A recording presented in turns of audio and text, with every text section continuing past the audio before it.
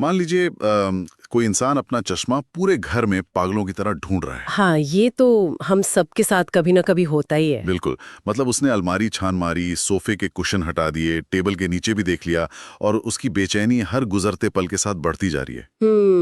एकदम frustrating situation. सही बात है। और फिर हार मानकर जब वो आईने के सामने खड़ा होता है तो उसे क्या दिखता है? कि चश्मा तो उसकी आंखों पर ही लगा है। है ना? खोज पूरी बाहर की दुनिया में चल रही थी, लेकिन वो चीज हमेशा से उसके सबसे करीब थी। अगर हम गहराई से सोचें तो हमारी जिंदगी का एक बहुत बड़ा हिस्सा इसी तरह चश्मा ढूंढने में निकल जाता है। बिल्कुल सही कहा। हम अक्सर शांति और सुकून को महंगी छुट्टियों में या नए गैजेट्स में तलाशते रहते हैं। हाँ, या किसी और इंसान में ढूंढने लगते। और ये चश्मे वाला जो उदाहरण है ना, ये हमारी पूरी मानव सभ्यता की सबसे बड़ी विडंबना को दर्शाता है। मतलब हम उस जवाब को लगातार बाहरी दुनिया में खोज रहे हैं, जिसका स्रोत कहीं गहरे हमारे अपने ही भीतर दबा हुआ है। ये भटकाव कोई नया नहीं है। बिल्कुल नहीं। ये भटकाव सिर्फ आज के इंसान का नहीं है, बल्कि सदियों से मनुष्य इसी उधेड़-बुन में उलझा हुआ है। और यही भटकाव जब किसी महान लेखक की कलम से पन्नों पर उतरता है तो वो एक जादुई रूप ले लेता है। आज के इस विस्तृत विश्लेषण में हम एक ऐसी ही यात्रा पर निकलने वाले हैं। और आज का हमारा विषय बहुत ही खास है। हाँ, आज की चर्चा का केंद्र है हिंदी साहित्य के सम्राट मुंशी प्रेमचंद की एक बेहद रहस्यमयी और दार्शनिक कहानी, आत्मसंगीत। नाम ही कितना गहरा है। बिल्कुल। और हम सिर्फ ये कहानी नहीं सुनेंगे, बल्कि डॉक्टर अनुपमा छाजड़ के एक बहुत ही दिलचस्प शोध पत्र के जरिए ये भी समझेंगे कि कहानियां कैसे हमारे समाज के मनोविज्ञान और उसके ऐतिहासिक विकास का सबसे प्रामाणिक एक्सरे होती हैं। सही बात है। जो लोग साहित्य को सिर्फ स्कूल की किताबों तक सीमित मानते हैं ना, उनके लिए आज की ये चर्चा कई बंद दरवाजे खोलने वाली है। तो मुंशी प्रेमचंद का नाम आते ही हमारे दिमाग में सबसे पहले क्या आता है? गांव, किसान, कर्ज। हाँ, और समाज की वो कड़वी सच्चाइयाँ। लेकिन आत्मसंगीत उनकी बाकी रचनाओं से एकदम अलग है। बिल्कुल अलग है। ये कहानी हमें बाहरी समाज की बजाय मनुष्य के मन की सबसे गहरी और रहस्यमयी गुफाओं में ले जाती है। मतलब ये एक साइकोलॉजिकल थ्रिलर की तरह है। अच्छा, एक साइकोलॉजिकल थ्रिलर? हाँ, क्योंकि यहाँ संघर्ष किसी जमींदार से नहीं है, बल्कि खुद के अहंकार से है। क्या बात है। तो चलिए बिना किसी देरी के इस थ्रिलर के पहले दृश्य में चलते हैं। कल्पना कीजिए आधी रात का समय है। नदी का किनारा बिल्कुल शांत है, आसमान में तारे स्थिर हैं और रात के सन्नाटे में एक अजीब सा ठहराव है। कहानी की मुख्य पात्र है महारानी मनोरमा, जो अपने महल में सो रही हैं। हाँ, उन्होंने उसी दिन अपने गुरु से दीक्षा ली है। हाँ। और दिन भर के दान पुण्य के बाद अपने आलीशान राजमहल में गहरी नींद में है। सब कुछ एकदम शांत है। और तभी अचानक एक ऐसी धुन, एक ऐसा स्वर्गीय और प्राण पोषक संगीत गूंजता है जो महारानी की नींद तोड़ देता है। इस संगीत का वर्णन प्रेमचंद ने बहुत ही सजीव तरीके से किया है। मतलब ये कोई साधारण वीणा या बांसुरी के धुन नहीं है। तो क्या है ये? इसे कहानी में जीवनदायिनी कहा गया है। ये धुन इतनी सम्मोहक और शक्तिशाली है कि रानी का अपने शरीर और दिमाग पर कोई नियंत्रण ही नहीं रहता। और यहीं से कहानी का वो हिस्सा शुरू होता है जो मुझे सबसे ज्यादा चौंकाता है। मतलब रानी उस संगीत की ओर ऐसे खींची चली जाती हैं जैसे लौ को देखकर कोई पतंगा। बिल्कुल। वे अपने सुरक्षित राजमहल से बाहर निकल आती हैं। रात का अंधेरा है, नंगे पैर हैं। रास्ते में कटीली झाड़ियां उनके पैरों को लहूलुहान कर रही हैं। और नदी के खतरनाक किनारे भी हैं। हाँ, भयानक जंगली जानवरों की डरावनी आवाजें आ रही हैं। कहानी में यहाँ तक जिक्र है कि रास्ते में शव पड़े हैं। बाप रे। लेकिन सुकुमार रानी मनोरमा को इनमें से किसी भी बात का होश नहीं है। अगर मैं इसे आज के मनोविज्ञान के नजरिए से देखूं ना, तो ये उस गहरे फ्लो स्टेट का एक चरम रूप लगता है। Flow state? हाँ, ये बहुत सटीक तुलना है ना? एक ऐसी अवस्था जहां इंसान अपने लक्ष्य पर इतना एकाग्र हो जाता है कि बाहरी दुनिया का अस्तित्व ही उसके लिए खत्म हो जाता है। दर्द, डर, सुख सुविधा सब शून्य हो जाते हैं। मनोविज्ञान इसे जो भी नाम दे, लेकिन अगर हम आध्यात्मिक दृष्टिकोण से देखें तो ये एक बहुत ही प्रतीकात्मक दृश्य है। वो कैसे? इसे ऐसे देखिए, राजमहल यहाँ सिर्फ पत्थरों की इमारत नहीं है। ये सत्ता, भौतिक सुख और उन तमाम बंधनों का प्रतीक है जो इंसान को सुरक्षित तो रखते हैं, लेकिन आजाद नहीं होने देते। अच्छा, मतलब महल एक तरह का पिंजरा है। बिल्कुल। और वो जो रहस्यमयी संगीत है, वो एक शाश्वत सत्य या परम आनंद की पुकार है। कहानी ये स्थापित कर रही है कि जब मनुष्य को उस उच्च कोटि के सत्य की एक झलक मात्र मिल जाती है ना, तो दुनिया का कोई भी डर, यहाँ तक कि मौत का डर भी उसे रोक नहीं पाता। ये तड़प वाकई बेमिसाल है। रानी उस अंधेरे में मीलों तक चलती रहती हैं, लेकिन फिर उनका रास्ता एक उफनती हुई डरावनी नदी रोक लेती है। और यहीं पर कहानी का दूसरा पड़ाव आता है। हाँ, जहाँ एक सोने का महल और एक फूस की झोपड़ी आमने सामने आ खड़े होते हैं। नदी के किनारे एक मांझी अपनी नाव लिए खड़ा है। रात का समय है, तेज हवाएं चल रही हैं और नदी में तूफान आया हुआ है। और रानी को उस पार जाना है। बिल्कुल, क्योंकि संगीत वहीं से आ रहा है। लेकिन मांझी साफ इनकार कर देता है। मांझी एक बहुत ही व्यावहारिक और जमीनी इंसान है। उसका सीधा सा तर्क है कि इस तूफान में नाव पानी में उतारना अपनी जान से हाथ धोना है। लेकिन रानी तो संगीत के नशे में पागल हैं। वे मांझी को लालच देना शुरू करती हैं। वे कहती हैं कि मैं रानी मनोरमा हूं, तू मुझे पार उतार दे, मैं तुझे मुंह मांगी मजदूरी दूंगी। पर मांझी नहीं मानता। हाँ, जब मांझी टस से मस नहीं होता तो रानी अपने गले से सच्चे मोतियों का एक बेहद कीमती हार निकालकर उसके सामने कर देती हैं। अरे वाह! उस अंधेरे में हार की चमक से उस गरीब मांझी का चेहरा भी चमक उठता है। लेकिन मांझी उस बेशकीमती हार को लेने से मना कर देता है। और मांझी का ये इनकार ना मुंशी प्रेमचंद की लेखनी का एक मास्टर स्ट्रोक है। वो कैसे? मांझी का तर्क सुनिए। वो कहता है कि अगर मेरी पत्नी ने ये हार पहन लिया तो मेरे सारे पड़ोसी जलन के मारे उसे गालियां देंगे। किसी चोर डाकू की नजर पड़ गई तो वो मेरी सुनसान झोपड़ी पर दिन दहाड़े डाका डाल देगा। हाँ, ये तो है। और तो और वो कहता है कि पुलिस भी मुझ गरीब पर ही चोरी का इल्जाम लगाएगी। पर मुझे यहाँ एक बात बहुत खटकती है। मतलब एक आम पाठक के तौर पर सोचूं तो ये थोड़ा अवास्तविक लगता है। एक नाविक जो शायद 2 वक्त की रोटी के लिए संघर्ष कर रहा है, क्या वो सच में मोतियों का हार ठुकरा देगा? ये सवाल उठना बहुत लाजमी है। क्या प्रेमचंद यहाँ गरीबी को कुछ ज्यादा ही महिमा मंडित या कहें ग्लोरीफाई नहीं कर रहे? ये एक बहुत ही स्वाभाविक सवाल है, लेकिन इसे गरीबी के महिमा मंडन के तौर पर नहीं देखना चाहिए। तो फिर किस रूप में देखें? इसे भौतिक संपदा के साथ आने वाले मनोवैज्ञानिक बोझ के रूप में देखना चाहिए। मांझी उस समाज की नब्ज को रानी से बेहतर समझता है। वो जानता है कि गरीब बस्ती में इतना बड़ा धन सिर्फ सुख नहीं लाएगा, वो उस समुदाय का पूरा ताना बाना बिगाड़ देगा। अच्छा, मतलब सुख कम और क्लेश ज्यादा। बिल्कुल। ईर्ष्या, असुरक्षा और अपराध उस हार के साथ मुफ्त में आएंगे। ये तो वही बात हो गई जिसे हम एक महंगा सफेद हाथी या व्हाइट एलिफेंट पालना कहते हैं। हाँ, एकदम सटीक उदाहरण है। डर लगता है। लेकिन उसका फ्यूल, पार्किंग और मेंटेनेंस का खर्च आपको दिवालिया कर देगा। वो तोहफा आपकी शांति छीन लेगा। यही बात है। संपत्ति सिर्फ साधन नहीं है, वो अपने साथ एक जिम्मेदारी और एक डर भी लेकर आती है। और मांझी अपनी उस बेखौफ नींद को किसी मोतियों के हार के बदले बेचना नहीं चाहता। लेकिन रानी यहाँ रुकती नहीं है। उनका धैर्य जवाब दे रहा है। संगीत की धुन उन्हें और तड़पा रही है, तो वे अपना सबसे बड़ा दांव खेलती हैं। क्या कहती हैं वो? वे उस मामूली से नाविक से कहती हैं कि अगर तू मुझे अभी नदी पार करा दे तो मैं तुझे अपना विशुद्ध सफेद पत्थरों वाला विशाल राजमहल दे दूंगी। सोचिए, एक पूरा का पूरा राजमहल। बिल्कुल। लेकिन जवाब में मांझी क्या करता है? वो जोर से हंस पड़ता है। और उसकी वो हंसी रानी के पूरे अस्तित्व पर एक करारी चोट है। सही बात है। मांझी पूछता है कि उस महल में मुझे क्या आनंद मिलेगा? मेरी छोटी सी झोपड़ी अच्छी है जहां मैं बिना डर के सो सकता हूँ। उस महल की सफाई और मरम्मत के पैसे कहाँ से आएंगे? वही मेंटेनेंस वाली बात। हाँ, और वो कहता है कि मेरे अपने भाई बंधु उस जायदाद के लिए मेरे दुश्मन बन जाएंगे, फुलवारियां सूख जाएंगी और वहां सन्नाटा पसरेगा। तो यहाँ 2 एकदम अलग दुनियाओं का सीधा टकराव है। एक तरफ रानी है जो अपनी सारी संपत्ति लुटाकर भी एक अमूर्त आध्यात्मिक शांति खरीदना चाहते हैं। बिल्कुल। और दूसरी तरफ वो मांझी है जो जानता है कि ये संपत्ति ही उस शांति की सबसे बड़ी दुश्मन है। महल रानी के लिए ऐशो आराम हो सकता है, लेकिन मांझी के लिए वो एक मानसिक पिंजरा है। मुंशी प्रेमचंद यहाँ बहुत सूक्ष्म तरीके से हमें बता रहे हैं कि असल सुख क्या है। रानी का आदर्शवाद और मांझी का यथार्थवाद यहाँ टकराते हैं। और रानी को लगता है कि धन से हर चीज खरीदी जा सकती है। हाँ, यहाँ तक कि नदी पार कराने वाला नाविक भी।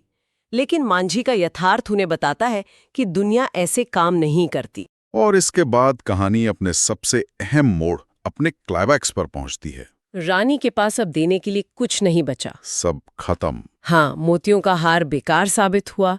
सोने चांदी के राजमहल की उस मांझी की नजर में कोई कीमत नहीं। रानी की व्याकुलता अब दर्द बन चुकी है। उन्हें लगता है कि संगीत और करीब आ गया है और उसकी एक एक तान उनकी आत्मा को चीर रही है। बिल्कुल। भौतिक रूप से वे सब कुछ हार चुकी हैं, अब उनके पास सिर्फ एक ही चीज बचती है, उनका अपना अहंकार, उनका मैं, उनका महारानी होने का गुरूर। और आध्यात्मिक यात्रा का सबसे कठिन कदम यही होता है। संपत्ति दान करना बहुत आसान है, हाँ। लेकिन अपने अहंकार का दान करना सबसे मुश्किल। और रानी वो भी कर गुजरती हैं।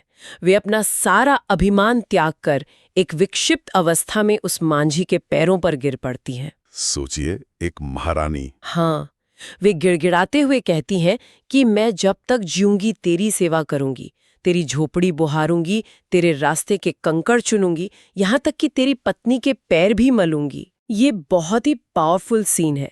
एक महारानी जिसके इशारे पर हजारों नौकर दौड़ते थे, वो आज एक नाविक की पत्नी के पैर मलने को तैयार है। उसने पूरी तरह से आत्मसमर्पण कर दिया है। और जैसे ये समर्पण पूरा होता है, कहानी का सबसे बड़ा रहस्य खुलता है। अचानक रानी को महसूस होता है कि वो जमीन पर नहीं है, वो हवा में उड़ रही हैं।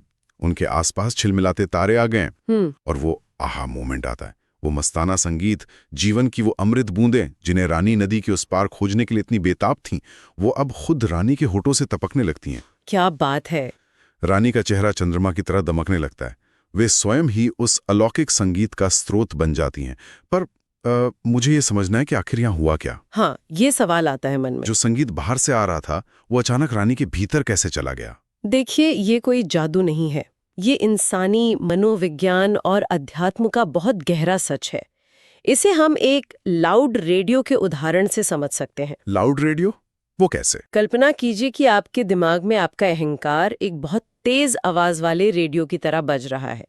वो रेडियो लगातार चीख रहा था, मैं रानी हूँ, मेरे पास महल है, मैं ये सब खरीद सकती हूँ। अच्छा, तो वो शोर बहुत तेज था? बिल्कुल। जब तक उस अहंकार का शोर इतना तेज था, रानी अपने भीतर गूंजने वाले उस बारीक, शांत और शाश्वत आत्मसंगीत को सुन ही नहीं पा रही थी। तो मतलब संगीत हमेशा से वहीं था, बस शोर कम होने का इंतजार था। एकदम सही। वो आत्मानंद किसी भौगोलिक स्थान पर या किसी नदी के पार नहीं छिपा था। लेकिन रानी का भ्रम ये था कि वे अपनी संपत्ति और ताकत के बल पर उस शांति तक पहुंच सकती हैं। जैसे ही उन्होंने खुद को पूरी तरह मिटा दिया, जैसे ही उनका मैं शून्य हो गया, वो शोर बंद हो गया। और उस सन्नाटे में उन्हें एहसास हुआ कि वे जिस आनंद को बाहर ढूंढ रही थी, वो खुद ही उसका हिस्सा थी। बिल्कुल। वाकई ये बहुत ही गहरा और रोंगटे खड़े कर देने वाला विचार है। लेकिन अब मैं डॉक्टर अनुपमा छाजेड़ के उस शोध पत्र की तरफ आना चाहता हूँ। हाँ, वो पेपर बहुत महत्वपूर्ण है इस चर्चा के लिए, क्योंकि वो इस कहानी को देखने का एकदम नया नजरिया देता है। मुझे हमेशा से एक बात खटकती रही है, मतलब प्रेमचंद को तो हम यथार्थवाद यानी रियलिज्म का चैंपियन मानते हैं ना? हाँ, बिल्कुल मानते हैं। उन्होंने जीवन की उन कठोर सच्चाइयों पर लिखा जिन्हें पढ़कर पाठक बेचैन हो जाता है। फिर अचानक से यथार्थवाद के इस सम्राट ने एक रानी, एक रहस्यमयी धुन और आत्मसमर्पण जैसी विशुद्ध दार्शनिक और रहस्यवादी कहानी क्यों लिखी? ये बहुत ही वैलिड सवाल है और ये शोध पत्र इसी गुत्थी को सुलझाता है। कैसे? ये शोध पत्र हमें ये समझाता है कि साहित्य कभी भी शून्य में पैदा नहीं होता, वो अपने समय के समाज के साथ साथ विकसित होता है। मतलब समय का प्रभाव पड़ता है। बिल्कुल। अगर हम कथा साहित्य के इतिहास को देखें तो प्राचीन काल में हमारे पास उपनिषदों और बौद्ध धर्म की जातक कथाएं थीं।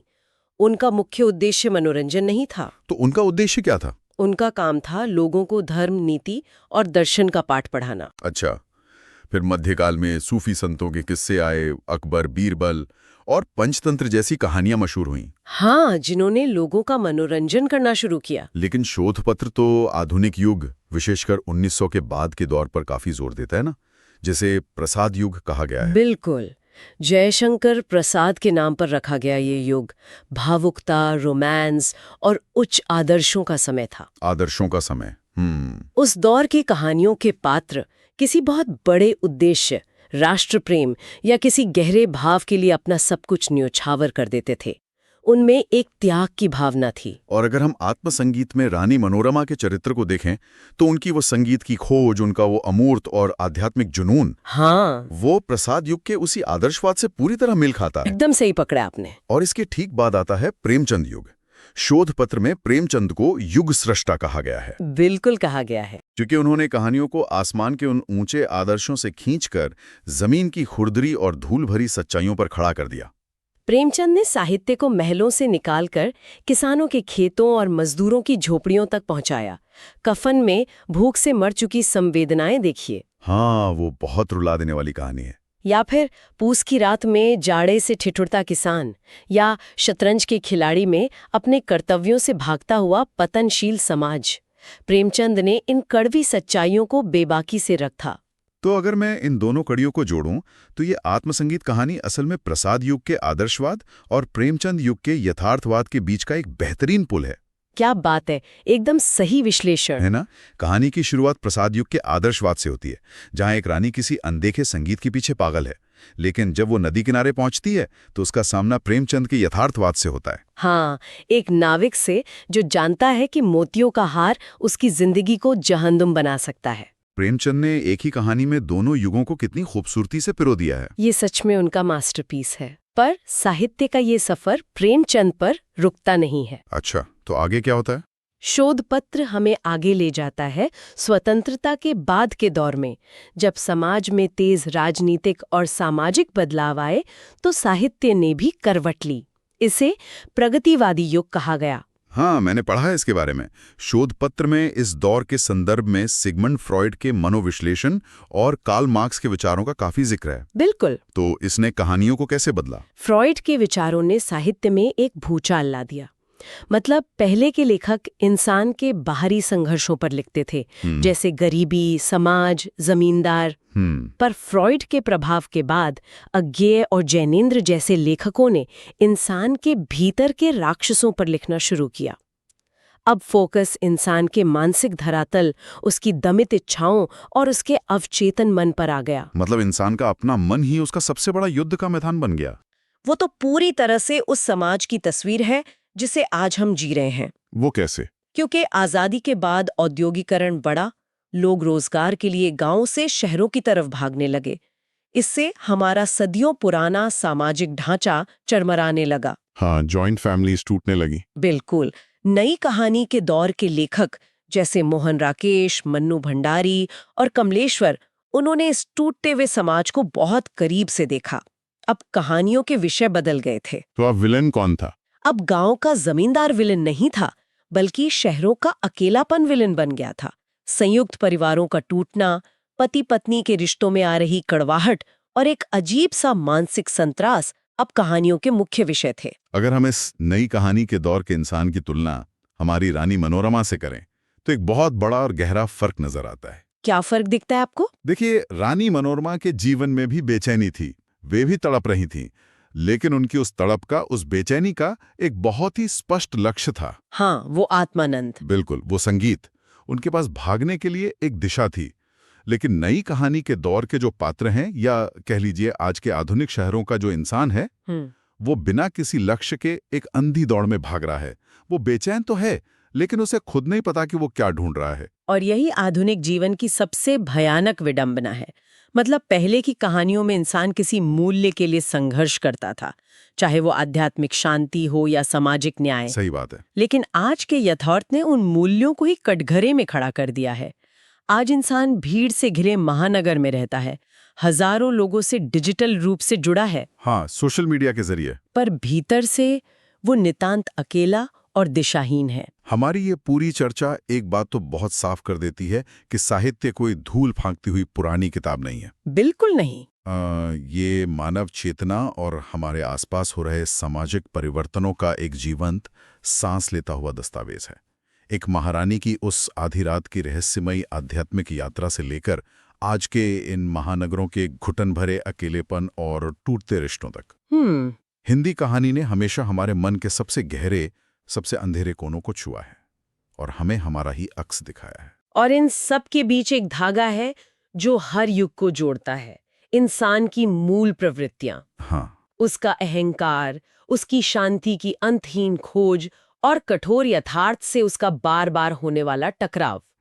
ये कल भी सच था और आज भी सच है। बिल्कुल सही कहा आपने। इसी बात के साथ हम आज के इस विस्तृत विश्लेषण के अंत पर पहुंच गए हैं। आज की चर्चा वाकई बहुत गहरी रही। हाँ, हमने रानी मनोरमा का सफर देखा, कैसे उन्होंने अपना सब कुछ, यहाँ तक कि अपना अहंकार त्याग कर अपने भीतर का वो आत्मसंगीत ढूंढ लिया। लेकिन जाने से पहले मैं हमारे सभी सुनने वालों के लिए सोचने के लिए एक बहुत ही गहरा सवाल छोड़ना चाहता हूँ। बिल्कुल, बताइए। आज के इस नई कहानी वाले आधुनिक युग में, जहां हमारी जिंदगी चौबीसों घंटे मोबाइल की नोटिफिकेशंस, ऑफिस के ईमेल्स, सोशल मीडिया की तुलनाओं, ईएमआई के तनाव और दुनिया भर के शोर शराबे से घिरी हुई है, क्या हमने अपना खुद का वो आत्मसंगीत सुनना हमेशा के लिए बंद कर दिया है?